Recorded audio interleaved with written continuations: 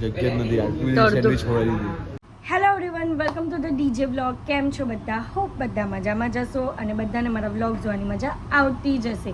તો જો તમને મારા વ્લોગ જોવાના ગમે તો બધાને કહેજો અને નહીં ગમે તો ફક્ત મને જ કહેજો. તો ગાઈઝ ગુડ મોર્નિંગ. તો ગાઈઝ આજે છે મારા 1-2 શૂટ, એટલે કે અમે વિચાર્યું છે કે આજના દિવસે શૂટ કરી લઈએ. એટલે એક શૂટ કરવાના હતા કાલે, બટ વિચાર્યું કે આજે જ કમ્પ્લીટ કરી દઈએ, એક સાથે 2 શૂટ કમ્પ્લીટ કરીએ.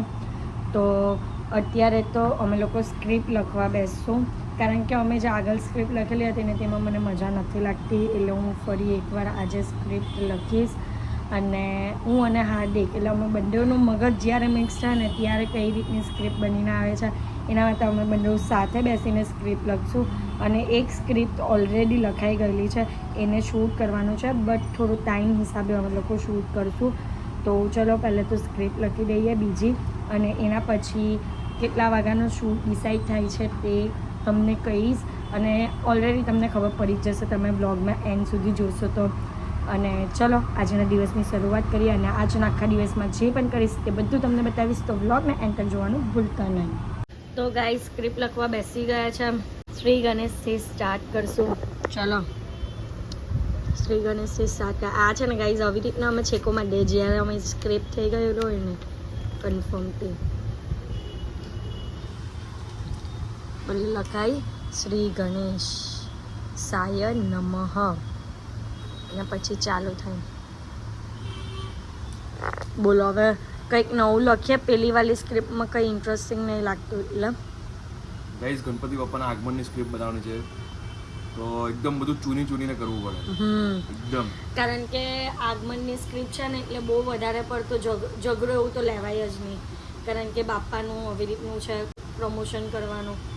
પછી કંઈક આમ ગમે તેવી વસ્તુ પણ નહીં બોલાય, કે વર્ડ પણ એવા આમ ચીપીને યાદ કરીને લખવા પડે ને, વર્ડ પણ એવા આમ વિચારીને લખવું પડે ટૂંકમાં, કે કંઈક ભૂલ નહીં થવી જોઈએ એમ. એટલે હવે જોઈએ, વિચારીએ, કારણ કે એક સે ભલે દો તો કામ વધારે સારી રીતના થશે. બરાબર ને ગાઈઝ? એક વસ્તુ કહું, મારે છે ને મારે લાઈફમાં કેટલા રૂપિયા કમાવા છે ખબર? જો ધ્રુવ અહીંયા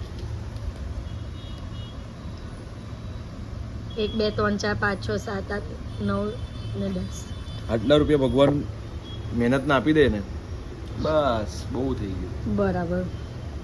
એના માટે મહેનત પણ કરવી પડે ને. ને આજે આપને ઉઠ્યા કેટલા વાગ્યા? ને ઉઠા જલ્દી ઉઠી ગયેલા છે ગાઈઝ. ક્યારની ઉઠાડો છું, 10 વાર ઉઠાડીને કીધું કે ભાઈ આજે શૂટ કરવાનું છે, ઉઠો. પણ ના 5 મિનિટ હે બોલો. થાય તો કોઈ દિવસ થાય, બાકી દરરોજ જલ્દી કોણ ઉઠે છે? હું જૂતું જ, હું 8:30 વાગે ઉઠી જાઉં છું ને તમે નથી ઉઠતા. તમને વારે કેવું પડે, એટલે 8:30 વાગે તો અત્યારે ઉઠું છું, હું જીમ નથી જતી એટલે. પણ નહીં તો આમ તો હું વહેલી 6 વાગ્યામાં ઉઠી જતી હતી.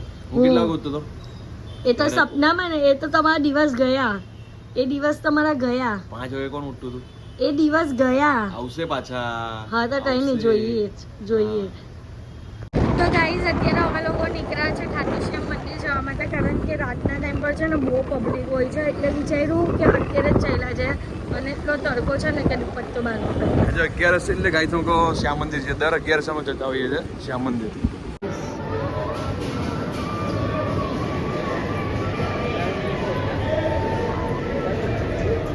તો ગાઈઝ અહીંયા જઈ રહ્યા ડેકોરેશન કર્યું તે રિયલ ફ્લાવરનો છે અને મોગરાનો છે, એટલી મસ્ત સ્મેલ આવે. ગાઈઝ ડેકોરેશન જો, આ મોગરાનું ડેકોરેશન છે, આખા મંદિરમાં મોગરો મસ્ત સ્મેલ આવે.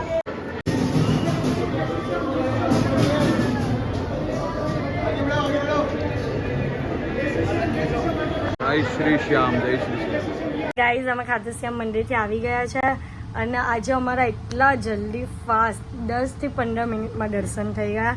અને આજે અમે રાત્રે જતે ને તો 101% 2 કલાક થતા મને એવું લાગ્યું, કારણ કે જે રીતનું ડેકોરેશન કરેલું છે આ 11ના દિવસે, અને જે રીતની અત્યારે લાઈન હતી ને એ પ્રમાણે મને જોઈને એવું લાગ્યું કે રાત્રે તો 2 કલાકનું. એટલે સારું ભગવાન અમને એમ કીધું કે તમે અત્યારે જ આવી જાઓ એમ.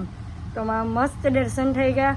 તો હવે અત્યારે અમે લોકો કરીશું લંચ, અને લંચમાં કાલે જે ડિનરમાં હતું ને એ જ વસ્તુ છે, કારણ કે અત્યારે બનાવેલું છે ભાજી બટાકા, જે હું અને હાર્દિક તો ખાવાના નથી, એટલે અમે લોકો કાલના ભાજી પાઉં ખાશું. ચલો પાછી હું એકવાર રેડી થઈ ગઈ છું અને હવે બહાર નીકળીએ. અને અત્યારે હું જાઉં છું મારી ફોઈના ઘરે, કારણ કે પાછું એક બાપાના આગમનનો જ શૂટ છે. સવારે હાર્દિકે કીધું હતું જે સ્ક્રિપ્ટ લખી તે, તો એના માટે શૂટ કરવા માટે ત્યાં જઈએ છીએ. તો ચાલો જઈએ. અને એ બાપાનું આગમન ક્યારે છે, કયા ગ્રુપનું છે, તે તમને આગળ વ્લોગ જોશો એટલે ધીમે ધીમે ખબર પડશે. અમારું એક શૂટ કમ્પ્લીટ થઈ ગયું છે, કેકવાળું. રક્ષાબંધન માટે સ્પેશિયલ ઓફર છે કેક ક્રાફ્ટ બાય ગૌરીમાં, જે અમે લોકો જેની બર્થડે, હાર્દિકની બર્થડેમાં પણ જેની કેક લાવેલા હતા. અને કોઈ પણ અમારા ત્યાં ફેસ્ટિવલ હોય કે પછી કોઈની બર્થડે હોય કે કંઈ પણ ફંક્શન હોય ને તો અમે એમની જ કેક લાવીએ છીએ. અને એક નંબર કેક હોય છે, ફેવરેટ, અમારી તો ફેવરેટ છે. અને આ કોન્ટેક્ટ ડિટેલ્સ હોમમેડ છે એટલે હાઇજીન પણ હોય એટલે કોઈ ટેન્શન નથી. તો તમે આ વખતે તો હેમ્પર્સ છે રક્ષાબંધનમાં, તો તમારે બુક કરાવો હોય ને તો ફટાફટ આ કોન્ટેક્ટને DM કરો. અને અમે લોકો હમણાં ત્યાં જશું શૂટ માટે, તો હેમ્પર્સ પણ હું તમને બતાવીશ કે કઈ રીતના હેમ્પર્સ છે તે. અમારા બાપાવાળું શૂટનું આગમનનું સ્ટાર્ટ થઈ ગયો છે. કેમેરો રેડી છે, લાઇટ રેડી છે.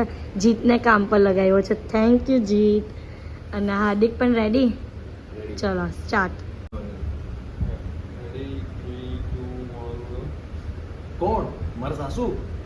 મોઢું નીચે લાવો. તો ગાઈઝ અત્યારે છે ને રક્ષાબંધન વાળું પાછું સ્ક્રિપ્ટ આવી છે, તો એમાં અમારા તો ટેક લેવાઈ ગયા, પણ હંસના ટેક બાકી છે. તો હંસ આવ્યો છે, હંસને બોલાવ્યો ટેક લેવા માટે.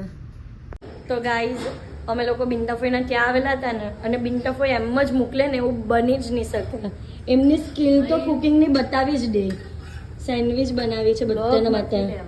કેમ કેમ લેવાય જ ને, આટલી મહેનત કરો અમારા માટે. મૂવી જોવાનું તો કેન્સલ કર્યું તે. એ ચાર ગાઈઝ અમે આજે જો આપણે કાલે ચાલ્યા જઈએ પણ જોને બધી તૈયારી કરી દીધી આ લોકોની. બરાબર કઈ નહીં, આપણે કાલે ચાલ્યા જઈએ. કાલે એમ પણ નવરા જ છે, કારણ કે બંને શૂટ આજે જ પતાવી દીધું છે, એટલે હું કાલે ફ્રી છું. એટલે આપણે કાલે જશું મૂવી જોવા, બરાબર ને? કાલે ફ્રી રહેજો પણ. હે કાલે તમે ફ્રી રહેજો. હા કાલે જશું મૂવી જોવા. અને અમે લોકો વિચારીએ છીએ કે નરસિંહા જે મૂવી આવેલું છે ને, નરસિંહા જ નામ છે ને, હા નરસિંહા મૂવી જોવા જવાના છે. ગાઈસ આવી ગયું છે સેન્ડવિચ. સેન્ડવિચ પછી ઓરિયો શેક આવી ગયો. હા હાર્દિક તમારા પેટમાં જગ્યા છે? જગ્યા જ નથી. તો અડધું પી લો, પછી અડધું રહેવા દેજો. તું પી લે. અડધું તમે પી લો. તો ગાઈઝ અત્યારે અમે લોકો આવ્યા છે રાખડી લેવા માટે, અને અમે લોકો ઘરેથી જ રાખડી લઈએ છીએ. જ્યાં આગળ એકવાર છે ને ડાન્સ માટેનું પ્રમોશનનો શૂટ કરેલો હતું, એ લોકો રાખડી પણ વેચે છે, તો તમને બતાવું.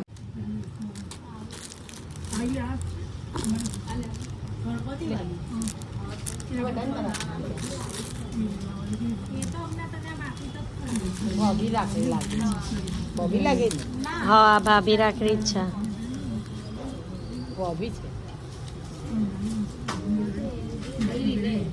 તો ગાઈઝ રાખડી લઈને હું અને મમ્મી આવ્યા ડિનર કરવા માટે. અમે એમ તો ઘરે બનાવેલું હતું, પણ આજે બહુ લેટ થઈ ગયું, એટલે વિચાર્યું કે બહાર જ ખાઈ લઈએ. અને હાર્દિક પણ બહાર ગયા છે, પપ્પા પણ બહાર ગયા છે, એટલે ખાવાવાળું કોઈ હતું જ નહીં. અને હર્ષ અને સોનુ માટે અમે લોકો બહારથી ચાઇનીઝ લઈ લઉં, એટલે હું અને મમ્મી આવ્યા ઢોસા ખાવા માટે.